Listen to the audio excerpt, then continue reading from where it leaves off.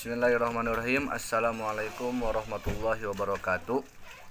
Perkenalkan, nama saya Aditya Subagja. Saya berasal dari Kampung Cileunyi, dari Desa Cileunyi, Kabupaten Bandung.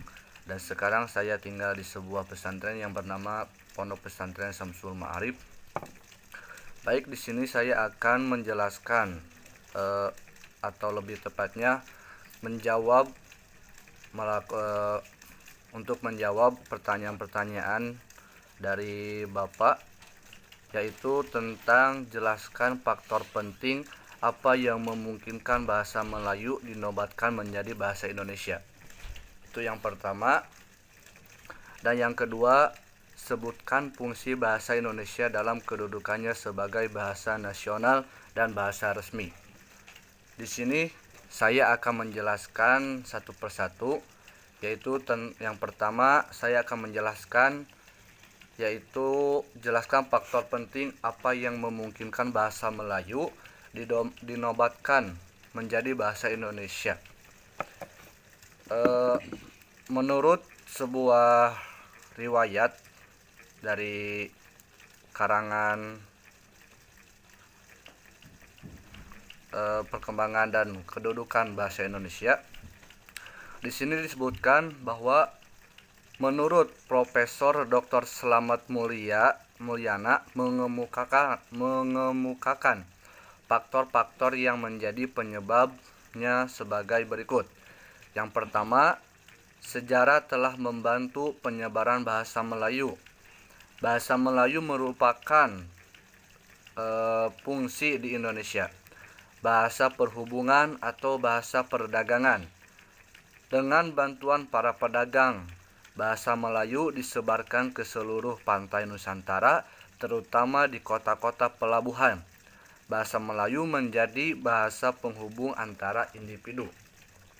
Lalu faktor yang kedua yaitu bahasa Melayu mempunyai sistem yang sederhana, mudah dipelajari, tak kenal di tingkatan bahasa seperti dalam bahasa Jawa atau bahasa Bali, atau perbedaan pemakaian bahasa kasar dan halus seperti dalam bahasa Sunda dan bahasa Jawa. Lalu faktor yang ketiga yaitu faktor psikologis, yaitu suku bangsa Jawa dan Sunda telah dengan sukarela menerima bahasa Indonesia sebagai bahasa nasional. Sementara semata-mata didasarkan pada keinsafan akan manfaatnya, ada keikhlasan mengabaikan semangat dan rasa kesukuan karena sadar akan perlunya kesatuan dan persatuan. Lalu faktor yang keempat yaitu kesanggupan bahasa itu sendiri juga menjadi salah satu faktor penentu. Jika bahasa itu tidak mempunyai kesanggupan untuk dapat dipakai, maka tidak akan dapat berkembang menjadi bahasa yang sempurna. Pada kenyataannya, dapat dibuktikan bahwa bahasa Indonesia adalah bahasa yang dapat dipakai untuk merumuskan pendapat secara tepat dan mengutarakan perasaan secara jelas. Baik, itu menurut Profesor Dr. Slamet Mulyana.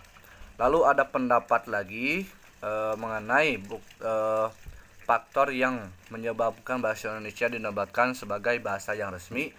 Menurut Profesor Sujito menjelaskan secara sederhana alasan mengapa bahasa Melayu yang dijadikan landasan lahirnya bahasa Indonesia sebagai berikut.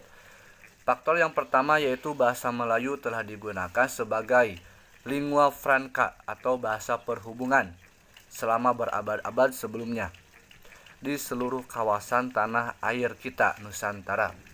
Hal tersebut tidak terjadi pada bahasa Jawa, Sunda, ataupun bahasa daerah lainnya. Lalu faktor yang kedua yaitu bahasa Melayu memiliki daerah persebaran yang paling luas dan melampaui batas-batas wilayah bahasa lainnya. Meskipun penutur aslinya tidak sebanyak penutur asli bahasa Jawa, Sunda, Madura, ataupun bahasa daerah lainnya. Faktor yang ketiga, bahasa Melayu masih berkerabat dengan bahasa-bahasa Nusantara lainnya sehingga tidak dianggap sebagai bahasa asing. Lalu faktor yang keempat, bahasa Melayu bersifat sederhana, tidak mengenal tingkat-tingkat bahasa sehingga mudah dipelajari. Berbeda dengan bahasa Jawa, Sunda, Madura ataupun daerah yang lainnya. Maka daerah tersebut mempunyai bahasa bertingkat-tingkat antara kasar dan halus. Lalu faktor yang kelima yaitu bahasa Melayu mampu mengatasi perbedaan-perbedaan bahasa antar penutur yang berasal dari berbagai daerah. Dipilihnya bahasa Melayu menjadi bahasa persatuan tidak menimbulkan perasaan kalah terhadap golongan yang lebih kuat dan tidak ada persaingan antar bahasa. Mungkin dua pendapat tersebut cukup untuk menjelaskan faktor penting apa yang memungkinkan bahasa Melayu dinobatkan sebagai bahasa Indonesia. Lalu sekarang saya akan membahas tentang sebuah pertanyaan, yaitu sebutkan fungsi bahasa Indonesia dalam kedudukannya sebagai bahasa nasional dan bahasa resmi. Masih dikarang dari sebuah karangan, yaitu kedudukan dan fungsi bahasa Indonesia.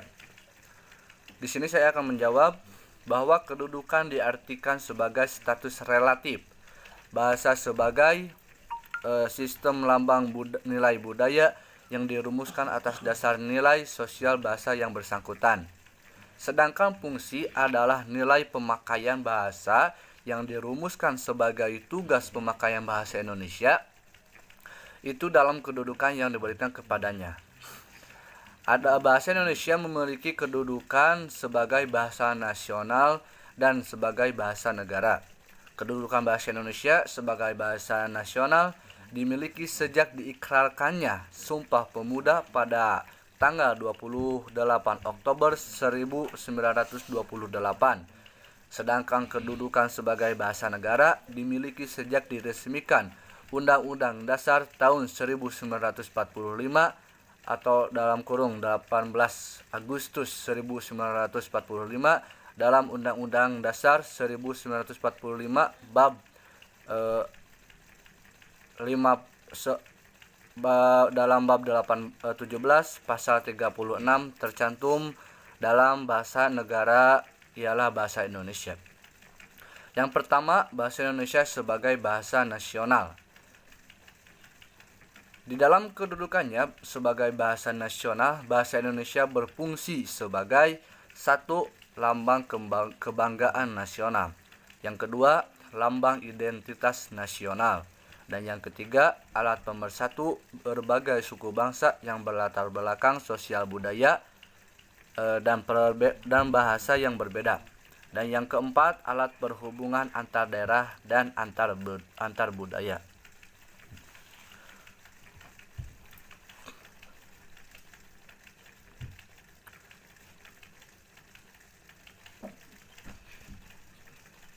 Lalu yang kedua, bahasa Indonesia sebagai bahasa negara. Selain kedudukan sebagai bahasa nasional, bahasa Indonesia juga berkedudukan sebagai bahasa negara sesuai dengan ketentuan yang tertera di dalam Undang-Undang Dasar 1945 bab 17 pasal 36. Di dalam kedudukan sebagai bahasa negara, bahasa Indonesia berfungsi sebagai yang ke-1, bahasa resmi negara, 2, bahasa pengantar di dalam dunia pendidikan, yang ketiga, alat berhubungan dalam tingkat nasional serta kepentingan pemerintah, dan yang keempat, alat pengembang kebudayaan, ilmu pengetahuan, dan teknologi. Salah satu fungsi bahasa Indonesia dalam kedudukannya sebagai bahasa negara adalah pemakaiannya sebagai bahasa resmi kenegaraan. Di dalam hubungan dengan fungsi ini, bahasa Indonesia dipakai di dalam segala upacara, peristiwa, dan kegiatan kenegaraan, baik secara lisan maupun dalam bentuk tulisan. Mungkin cukup sekian penjelasan dari pertanyaan-pertanyaan tadi. Mudah-mudahan ada manfaat untuk diri saya ataupun untuk yang lainnya. Mohon maaf bila banyak kesalahan. Akhirul kalam. Assalamualaikum warahmatullahi wabarakatuh.